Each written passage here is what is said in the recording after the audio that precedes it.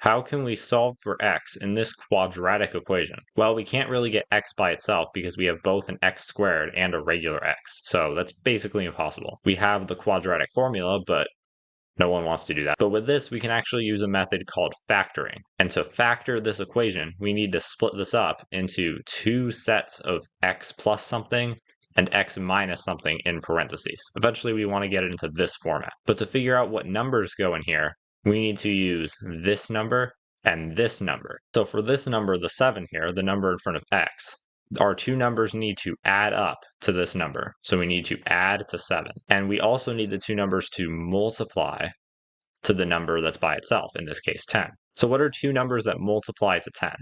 Well, the first obvious one is 1 and 10. 1 times 10 is 10, but if you add them together, you get 11. And that's not what we're looking for, so this is out. But there's also two numbers that multiply to 10 that are 2 and 5. 2 times 5 is 10, and if you add them together, you get 7, which is what we're looking for, so that's perfect. So we found our two numbers, 2 and 5. So what we're going to do is we're going to put in our two numbers here, plus 2 and plus 5. And if these were negative numbers, we would put in a minus instead of a plus. Now, it seems like we're not really any closer to solving this problem, but actually we are. There's a special thing we can do because we have two things multiplied together to get 0. And you may know that anything times 0 is 0. So if x plus 2 is 0, the whole thing is 0.